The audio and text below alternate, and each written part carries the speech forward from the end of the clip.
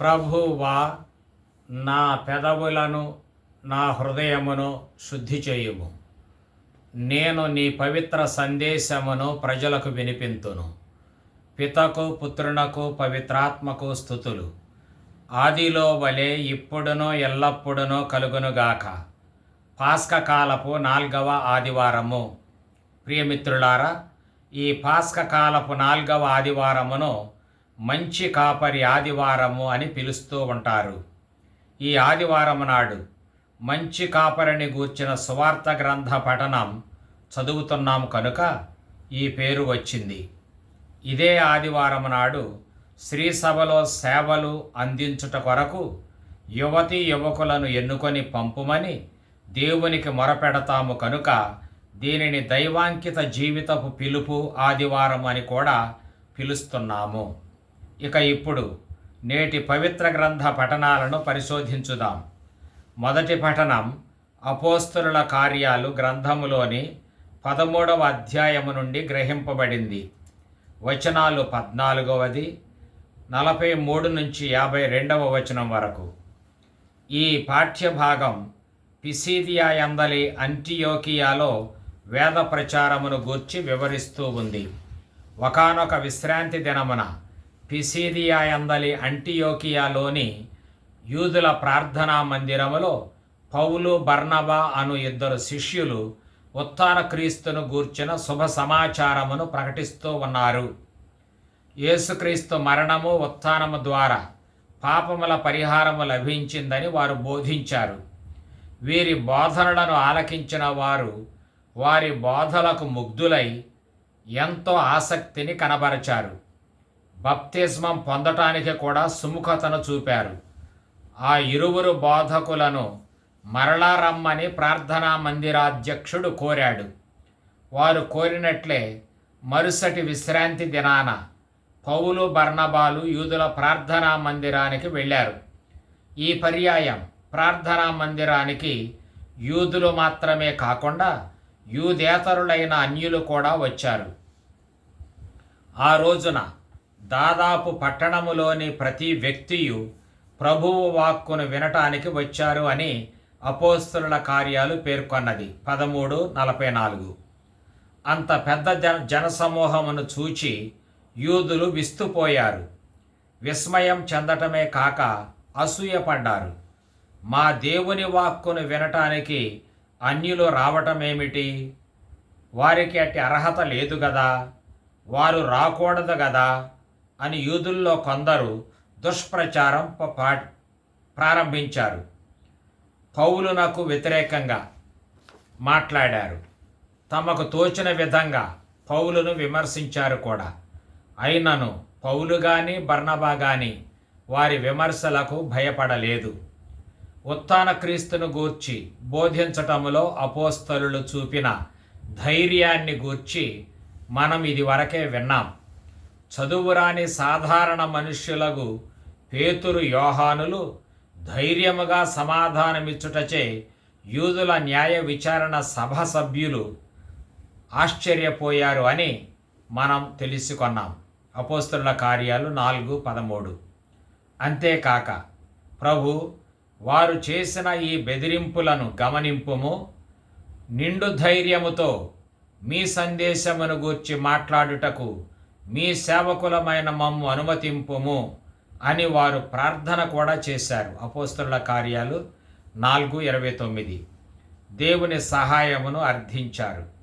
వారిట్లు ప్రార్థింపగా వారున్న స్థలం కంపించింది. అప్పుడు వారందరూ పవిత్రాత్మతో నింపబడి ధైర్యముతో దేవుని సందేశమును గూర్చి మాటలాడసాగారు అని కూడా చదువుకున్నాం. అపోస్తలుల కార్యాలు 4:31. అదే రీతిగా పౌలు, బర్నబాలు కూడా పవిత్రాత్మతో నింపబడి ధైర్యముతోనూ నిండు విశ్వాసముతోనూ నిర్భయంగా ఉత్థాన క్రీస్తును గూర్చి బోధించారు. ఉత్థాన క్రీస్తునందు విశ్వాసమును ప్రకటించి పాప క్షమను, నిత్య రక్షణమును పొందుమని యూదులను యూదేతరులను కూడా ఆహ్వానించారు. అపోస్తలులు వారితో సంభాషించి దేవుని కృపయందు జీవింపుడు అని అన్యులను ప్రోత్సహించారు కూడా. అపోస్తలుల కార్యాలు 13:43. ఉత్థాన క్రీస్తును ప్రకటించటములో పౌలు చూపిన సాహసమును గూర్చి అపోస్తలుల కార్యాలు చాలా తావుల్లో పేర్కొన్నది. ఉత్థాన క్రీస్తు దర్శనానుభూతిని పొందిన సౌలు అప్పటి నుండి యేసు విశ్వాసులతో కలిసి యెరూషలేమునందు అంతటను తిరుగుచు ప్రభువు నామమున ధైర్యముగా ప్రసంగించుచుండెను. అతడు గ్రీకు భాష మాటలాడు యూదులతో కూడా మాట్లాడుచు ధైర్యముగా వాదించుచుండుటచే వారు అతనిని చంప ప్రయత్నించుచుండిరి అని అపోస్తలుల కార్యాలు తెలియజేసినది. 9:27-28 వరకు. ఈ కారణం చేతనే ఉత్థాన క్రీస్తును ప్రకటించేవారు ధైర్యవంతులై ఉండాలి. ఈ ధైర్యం వారిది కాదు, ఉత్థాన ప్రభువే వారిని ధైర్యవంతులను చేస్తాడు. ఉత్థాన క్రీస్తును గూర్చి అపోస్తలులు ఎంత ఆత్మవిశ్వాసాన్ని ప్రదర్శించారో మనం కూడా అంతే ఆత్మవిశ్వాసముతో క్రీస్తు సువార్తను బోధించాలి, క్రీస్తుని విశ్వాసముతో అనుసరించాలి. పౌలు గారు కూడా ఎఫెసీయులకు వ్రాసిన లేఖలో మన ప్రభువగు యేసుక్రీస్తుతో ఐక్యమగుట వలనను ఆయన యందు విశ్వాసము వలనను ధైర్యముతో మనము దేవుని సన్నిధికి చేరుటకు మనకు స్వేచ్ఛ లభించినది అని వ్రాశాడు. 3:12. నోరు విప్పి ధైర్యముగా మాట్లాడుచు ఉత్థాన క్రీస్తు సువార్త పరమరహస్యమును ప్రకటించుటకు నాకు అవకాశము కలుగునట్లు ప్రభువును ప్రార్థింపుడు.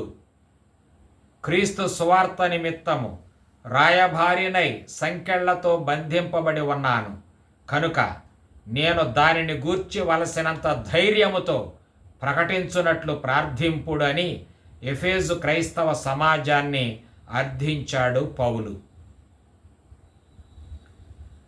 అవును, క్రీస్తు ప్రభువును గూర్చి ప్రపంచ నలుమూలలకు వెళ్ళి సువార్తను ధైర్యముతో ప్రకటించటం అత్యంత కీలకమైన విషయం. కనుకనే ఈరోజు మనం ధైర్యవంతులైన బోధకులను ఎన్నుకొని పంపుమని ప్రభువునకు మొరపెట్టాలి. ఈ ధైర్యము లేనందువలననే పలు తావుల్లో ఉత్థాన ప్రభువును గూర్చిన సందేశము ప్రకటింపబడటము లేదు. మరికొన్ని తావుల్లో అసలు బోధకులే లేక దేశాలు దేవాలయాలు వెలవెలపోతూ ఉన్నాయి. ఇంకొన్ని తావుల్లో ఉన్నది కూడా కనుమరుగైపోయింది. మనము ఇట్టి దుస్థితి నుండి వెనువెంటనే బయటపడాలి. అన్యులకు క్రీస్తు సువార్తను వినిపించి తీరాలి.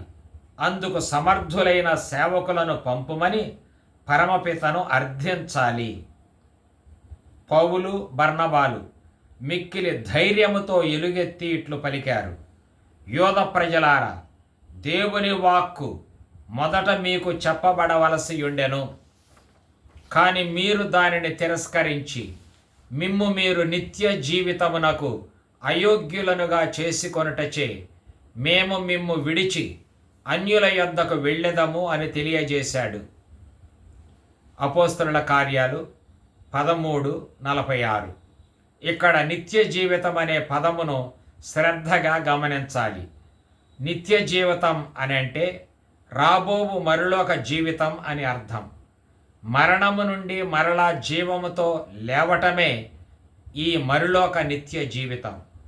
ఈ సత్యాన్ని క్రీస్తు విషయములో అపోస్తలుడగు పేతురు గారు ఇట్లు పేర్కొన్నాడు: జీవనకర్తను మీరు చంపియున్నారు, అయినను దేవుడు ఆయనను మృత్యువు నుండి లేపెను, మేము దీనికి సాక్షులము అని ప్రసంగించాడు. అపోస్తలుల కార్యాలు 3:15. ఇది నమ్మనందున చావును గెలిచి దేవుని యందు శాశ్వతంగా జీవించే అర్హతను యూదులు కోల్పోయారు అని పౌలు గారు తెలియజేస్తున్నాడు. పౌలు బర్నబాలు వినిపిస్తున్న దైవవాక్కును యూదులు తిరస్కరించటం వారి అయోగ్యతకు మొదటి కారణం అయితే, అన్యులకు దైవవాక్కును ఆలకించే అర్హత లేదని యూదులు వాదించటం అందుకు రెండవ కారణం. ఈ రెండు కారణాల వలన యూదులు అసూయ అనే దుష్టక్రియకు లోబడిపోయారు. ఈ అసూయ వలన అన్యులను వారు తిరస్కరించారు. అంతకంటేనూ ఎక్కువ ఘోరమైన హేయమైన విషయం ఏమిటంటే, దైవవాక్కును బోధించే పౌలు బర్నబాలు మీదికి వారు గొప్ప వర్గమునకు చెందిన స్త్రీలను ఎగదోశారు. ఆ స్త్రీలు రెచ్చిపోయి ఈ బోధకులను పరిహసించారు, విమర్శించారు. వీరితో పాటు నగరములోని ప్రముఖులు తోడై పౌలు బర్నబాలను హింసించారు. వీరి మొండి వైఖరిని అసహ్యించుకొని ఆ బోధకులు ఇద్దరును తమ కాళి ధూళిని వారికి నిరసనగా దులిపివేసి వేరే ప్రాంతమునకు వేద బోధకు వెళ్ళిపోయారు. అపోస్తలుల కార్యాలు 13:51.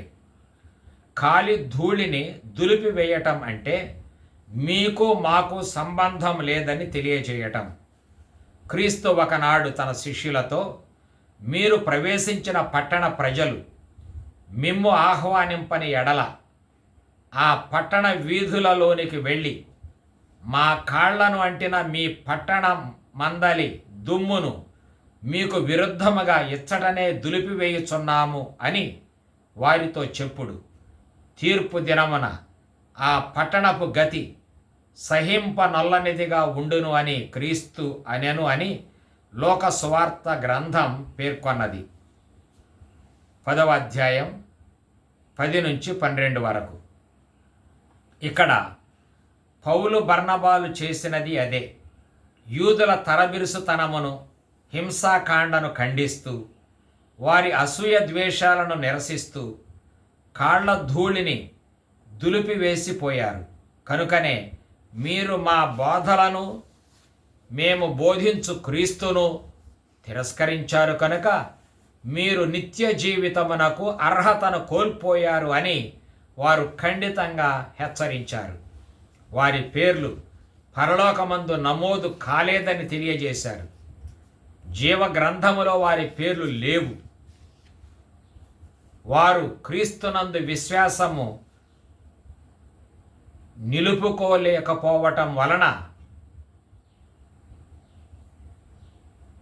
వారు అట్లు ప్రకటించారు. ఆ పిమ్మట ఆ శిష్యులు ఇద్దరును అన్యులపై తమ దృష్టిని సారించారు. మీరు అన్యులకు వెలుగై ఉండుటకును, ప్రపంచమంతటికనే రక్షణ మార్గమై ఉండుటకును నేను మిమ్ములను నియమించి ఉన్నాను అని ప్రభువు మమ్ములను ఆజ్ఞాపించాడు అని పౌలు బర్నబాలు ప్రకటించారు. అపోస్తలుల కార్యాలు 13:47. అన్యులు వీరి మాటలను విని ఎంతో సంతోషించారు. దేవుని వాక్కును ప్రస్తుతించారు. నిత్య జీవితమునకు నియమితులైన వారందరూ విశ్వాసులయ్యారు. ప్రభువు వాక్కు ఆ ప్రదేశమంతటను ప్రబోధింపబడింది. అపోస్తలుల కార్యాలు 13:48-49 వరకు. నిత్య జీవితమునకు నియమితులు అనే వినియోగం అలనాడు యోధ రబ్బయిలు వాడుకలోకి తెచ్చిన ప్రయోగం. ఈ ప్రయోగం ప్రకారం నిత్య జీవితపు మహిమలో ప్రవేశించాలంటే, ఆ జీవితానికి అర్హులు కావాలంటే అట్టి వ్యక్తులు ప్రప్రథమంగా వారు క్రీస్తును విశ్వసించాలి. వారు క్రీస్తునకు చెందిన వారై ఉండాలి. క్రీస్తుతో సంబంధం ఉన్నవారికి మాత్రమే మోక్షానంద ప్రాప్తి లభిస్తుంది. యోహాను 10:26. ఈ కారణం చేతనే క్రీస్తుని ఈ లోక ప్రజలందరకును మనం పరిచయం చేయాలి. ఈ తపనతోనే పౌలు అన్యుల మధ్య దైవవాక్కును నిష్ఠతో ప్రకటించాడు. ఉత్థాన ప్రభువు సౌలునకు ప్రత్యక్షమై, ఇదిగో సౌలు, నేను నిన్ను నా సేవకునిగా నియమించుకొనుటకై నీకిప్పుడు ప్రత్యక్షమైతిని. కనుక నేను జాతుల మధ్యకు నిన్ను పంపుచున్నాను. నీవు వారికి కనువిప్పు కలిగించవలెను.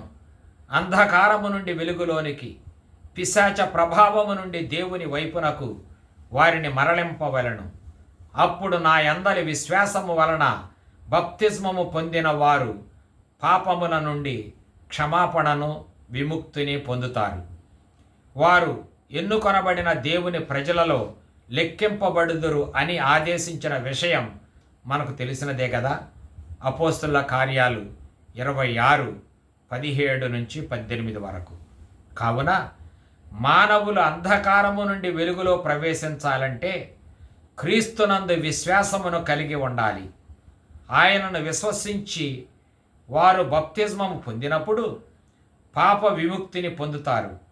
ఇది జరిగే వరకు దేవుని వాక్కును ప్రకటించే బాధ్యత అపోస్తుల పైనను మనందరి పైనను ఉన్నది.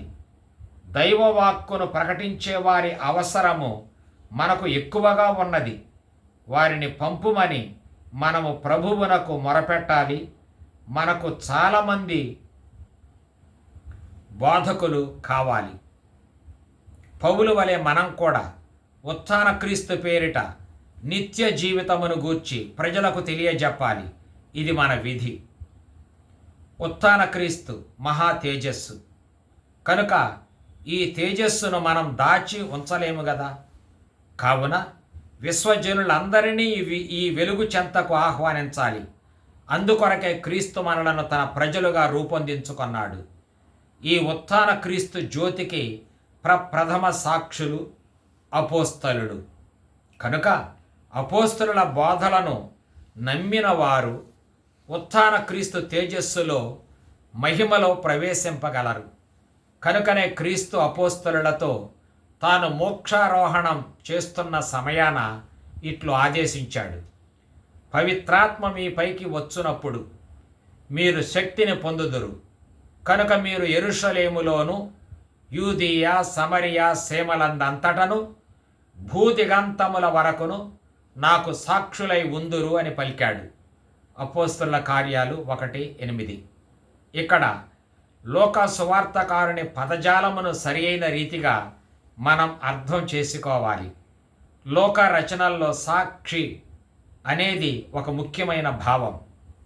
ఈయన ప్రకారం సాక్షి క్రీస్తును గాఢంగా అనుభవానికి తెచ్చుకున్నవాడు అని అర్థం. అతడు తన మాట ద్వారా కాక క్రియల ద్వారా క్రీస్తును లోకానికి చూపించేవాడుగా ఉంటాడు. అవసరమైతే క్రీస్తు కొరకు ప్రాణాలు అర్పిస్తాడు. అందువలన నేడు ప్రభువునకు సాక్షిగా ఉండేవాడే నిజమైన క్రైస్తవుడు. కనుక మనం మన మాటల్లో కంటేను ఎక్కువగా మన చేతల్లోనే క్రీస్తునకు సాక్షులుగా ఉందాం. ఇంకా ఎక్కువ మంది సాక్షులను గురువుల రూపములోనూ మఠవాసుల రూపములోనూ పంపాలని ప్రభువును పట్టుదలతో వేడుకొందాం. నేటి సువార్త గ్రంథ పఠనములో క్రీస్తు తనను తాను మంచి కాపరితో ఉపమించుకొన్నాడు. ఈ సాదృశ్యం చెప్పి మనమేమో ఆయన పోషించి కాచి కాపాడే గొర్రెలమైతే ఆయనేమో మనలను సన్మార్గములో నడిపించే మార్గ చూపరి, పోషకుడు, సంరక్షకుడైన కాపరి, నిత్య జీవపు దొడ్డిలోనికి చేర్చే మహోపకారి, ముక్తి ప్రదాత అని వివరించాడు. క్రీస్తు మంచి కాపరి అయిన తనకును మనకును మధ్య విడదీయ వీలు కాని బంధం ఉందని ఇట్లు ప్రకటించాడు.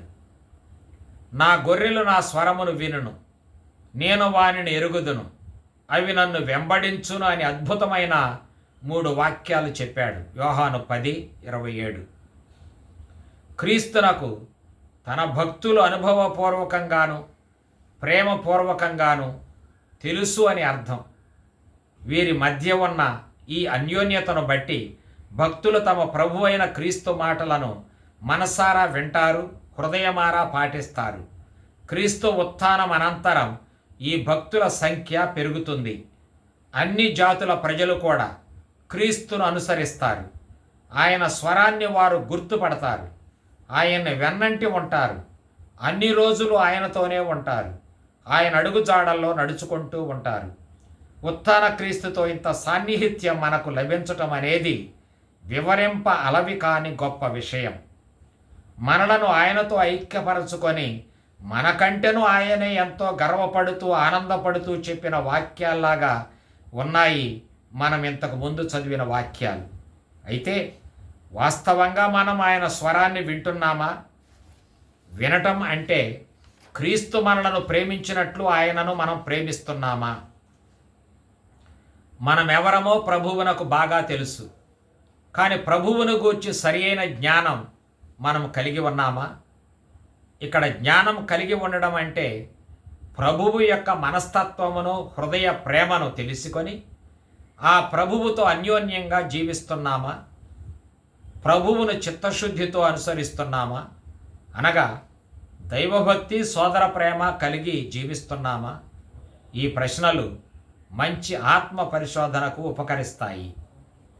ప్రభువు మరలా ఇట్లు పలికాడు, నా గొర్రెలకు నేను నిత్య జీవితమును ప్రసాదింతును, కనుక అవి ఎన్నటికీ నాశనము చెందవు. వానిని ఎవడునూ నా యొద్ద నుండి అపహరించలేడు అని చెప్పాడు క్రీస్తు. యోహాను 10:28. ఉత్థాన క్రీస్తునకు చెందిన వారు సాధారణ వ్యక్తులుగా కొనసాగరు, కానీ వారు నిత్య జీవులుగా ప్రభువుతో ఐక్యమై జీవిస్తారు. అందువలన ఉత్థాన క్రీస్తు భక్తులకు నాశనం ఉండదు. ఎందుకని? ఉత్థాన క్రీస్తే వారి యందు నెలకొని ఉంటాడు గనుక ఈ లోకములోను రాబోవు మరులోక జీవితములోను వారు ప్రభువునకు సొంతమై ఉంటారు. ఆయన జీవముతోనే వారు జీవిస్తుంటారు. ఈ కారణం చేతనే 6వ పౌలు పోపు గారు క్రైస్తవ జీవితమే ఉత్థాన జీవితం అని నిర్వచించాడు. ఈ రీతిగా క్రైస్తవ జీవితం చాలా నిగూఢమైన, దృఢమైన, ప్రగాఢమైన భక్తి జీవితం. ఈ జీవితం ఉత్థాన క్రీస్తుతో బలమైన సంబంధం కలిగి ఉంటుంది. ఈ విషయాన్ని ఉత్థాన ప్రభువు మరింత స్పష్టంగా వివరిస్తూ, నా గొర్రెలను నా నుండి ఎవడునూ అపహరింపలేడు. వానిని నాకు ఇచ్చిన నా తండ్రి అందరికంటేనూ గొప్పవాడు. వానిని నా తండ్రి యొద్ద నుండి ఎవడునూ అపహరింపలేడు అని లోకవిదితం చేశాడు. యోహాను 10:29. క్రీస్తు భక్తులను క్రీస్తు నుండి ఎవడునూ అపహరించలేడు అనే ప్రయోగం మనలను దీర్ఘంగా ఆలోచింపచేసే ప్రయోగం. ఈ ప్రయోగం ద్వారా క్రీస్తు అందజేయదలచిన సందేశం ఏమిటి? క్రీస్తు చెంతకు వచ్చే భక్తులందరూ తమ సొంత ఇష్టముతోనే ఆయన చెంతకు రారు. వారు క్రీస్తు దగ్గరకు రావటానికి వారి వెనుక ఒక బలమైన శక్తి పనిచేస్తుంది. ఆ శక్తియే పరలోకపు తండ్రి. ఆ తండ్రి ఆ ప్రజలను ఉత్థాన క్రీస్తు చెంతకు ఆకర్షిస్తాడు. క్రీస్తు వారి కొరకు చేసిన శిలువ త్యాగమును వారు గుర్తించి ఆకర్షితులయ్యే అనుగ్రహమును తండ్రి వారికి ప్రసాదిస్తాడు. క్రీస్తు మీద వారికి బలమైన ఆకర్షణాన్ని కలిగిస్తాడు. కనుక వారు క్రీస్తుతో అత్యంత సన్నిహితంగా, ప్రేమపూర్వకంగా కలిసి జీవిస్తారు. ఉత్థాన క్రీస్తు జీవం వారిలో ఉంటుంది. భక్తులను క్రీస్తు చెంతకు ఆకర్షించే పరమపిత సర్వశక్తిమంతుడు. అందువలన సర్వశక్తిమంతుడైన తండ్రి నుండి భక్తులను వేరు చేసి నాశనం చేయగల శక్తి వేరొకరికి లేదు. అంతేకాదు, తనకు ఆకర్షితులై వచ్చిన వారిని కాచి కాపాడుకునే సర్వశక్తి ఉత్థాన క్రీస్తునకును ఉంది. అందువలన ఎవడునూ వారిని ఆయన నుండి అపహరించి నాశనము చేయలేడు. తన గొర్రెల కొరకు ప్రాణమును ధారవోసిన క్రీస్తు మరణాన్ని గెలిచి ఉత్థానమైనట్లే తన గొర్రెలను కూడా మరణము నుండి రక్షించి నిత్య జీవిత భాగ్యాన్ని దయచేస్తాడు. కనుకనే ఉత్థాన క్రీస్తును విశ్వసించి విధేయించువారు శాశ్వత జీవులు కాగలరు. నన్ను పంపిన తండ్రి ఆకర్షించిననే తప్ప ఎవడునూ నా యొద్దకు రాలేడు. నేను వారిని అంతిమ దినమున లేపుదును. యోహాను 6:44 అని క్రీస్తు ప్రభువు చెప్పిన మాటలు మనం ఇక్కడ జ్ఞాపకం చేసుకొనవచ్చును. ఉత్థాన క్రీస్తు తన చెంతకు వచ్చిన వారికి నిత్య జీవితమును ప్రసాదిస్తాడు. మోక్ష భాగ్యము దయచేస్తాడు. మరణం వలన ఈ లోకము నుండి కనుమరుగైపోయే మానవులకు శాశ్వతమైన మోక్ష భాగ్యం ఉందనే తలంపు నిండు ఊరటను కలిగిస్తుంది కదా. మనం క్రీస్తునందు ఒకనాడు మరణాన్ని జయించి జీవిస్తామనే ఆలోచన ఎంతో తృప్తిని ఇస్తుంది. మరణం వలన జీవితం మారుతున్నదే గాని అది అంతం కావటం లేదనే విశ్వ శ్రీసభ బోధన కూడా మనకు ఈరోజు విశేష అర్థాన్ని ఇస్తుంది. క్రీస్తు భక్తులకు ఉత్థాన క్రీస్తు సమక్షములో స్థానం ఉందనే వాస్తవం మరింత ఉత్సాహాన్ని దయచేస్తుంది. ఈ నిత్య జీవితమును గురించి నేటి 2వ పఠనం వివరిస్తుంది. దర్శన గ్రంథం 7వ అధ్యాయం 9వ వచనం మరియు 14 నుండి 17వ వచనం వరకు. దేవుని చిత్తానికి విధేయులై జీవించిన క్రీస్తు భక్తులు తమ మరణం వరకు కూడా హింసలను అనుభవిస్తూనే ఆయనకు సాక్షులుగా నిలిచారు. వీరినే వేద సాక్షులు అని అంటాం.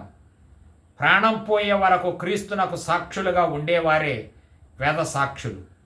కనుకనే వారిని విశ్వాసపాత్రులైన సాక్షులు అని దర్శన గ్రంథం నిర్వచించింది.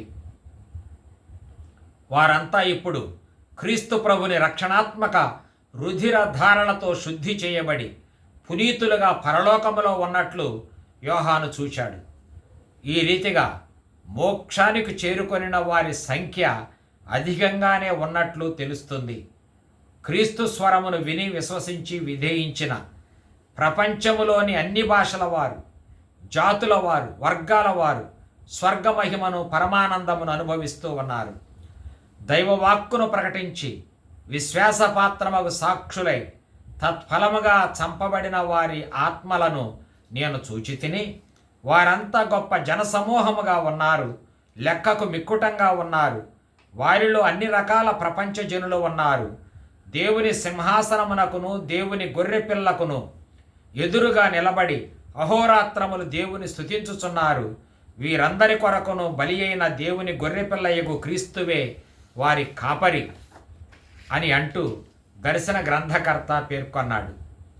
ప్రపంచపుటంచుల వరకు రక్షణమును ప్రకటించుమని మొదటి పట్టణములో వినిపించిన ప్రభుని ఆదేశం పరిపూర్తి అయి సమస్త ప్రజలు రక్షణ ఆనందములో ప్రవేశించారు అని దర్శన గ్రంథం చెబుతుంది. వీరు స్వర్గమహిమలో ప్రవేశించి కనుగొన్నదేమిటి? ఈ ప్రపంచం శిక్ష విధించి బలిగొరిన దేవుని గొర్రెపిల్లయగు క్రీస్తే దైవ ప్రజలందరి ఆత్మల రక్షకుడు, కాపరి అయ్యాడు అని స్వర్గపు పెద్ద తెలియజేయటం విశేషం. దేవుని సంకల్పాలు ఎంత విచిత్రంగా ఉంటాయో తెలియజేసే గొప్ప విషయం ఇది. ఈ కాపరి తమతో ఉండటం వలన ఆయనే తన సాన్నిధ్యంతో వారిని రక్షిస్తాడు. కనుక ఇక నుండి ఎన్నటికిని వారికి ఆకలి దప్పులు ఉండవు. సూర్యుడు కానీ ఏ వేడిమి కానీ వారిని దహింపదు. ఎలయన స్వర్గ సింహాసనం మీద ఉన్న క్రీస్తు వారికి కాపరి అయి వారిని జీవజలముల వద్దకు తీసుకొని పోతాడు. దేవుడు వారి నేత్రములందలి బాష్ప బిందువులను తుడిచివేస్తాడు అని దర్శనంలో కనిపించిన ఒక పెద్ద వివరించాడు. దర్శన గ్రంథం 7:16-17. అందువలన సమస్త లోక పాప పరిహారకుడైన ఉత్థాన క్రీస్తును మనం అనుసరించుదాం, ఆయనకు విధేయులమై జీవించుదాం. ఆ ప్రభువే మనలను శాశ్వతమైన నిత్య జీవితమునకు తప్పక తోడ్కొని పోతాడు. మన మరణానంతరం మన కొరకు ఇంత గొప్ప బహుమానమును ప్రభువు సిద్ధపరచి ఉంచాడు. ఆయనకు సకల స్తుతులు చెల్లించుదాం. నా ఆనందము మీ యందు ఉండవలయుననియు మీ ఆనందము పరిపూర్ణము కావలెననియు నేను మీతో ఈ విషయములను చెప్పి ఉన్నాను అని క్రీస్తు అభయమొసగలేదా? యోహాను 15:11. అదే ఉత్థాన క్రీస్తు ద్వారా మనకు లభించు సంపూర్ణ ఆనందము. అదే మన మోక్ష భాగ్యము. ఉత్థాన ప్రభుని వాక్య ధ్యానములో నేడు భక్తితో పాల్గొనిన మా శ్రోతలను సర్వశక్తిగల సర్వేశ్వరుడు పితా, పుత్ర, పవిత్రాత్మ సర్వకాలము దీవించి కాచి కాపాడునుగాక. ఈనాటి మాట ఇది. క్రీస్తు భక్తులు పరమానందం పొందుతారు. నీతిమంతులు నిత్య జీవితానికి అర్హులవుతారు.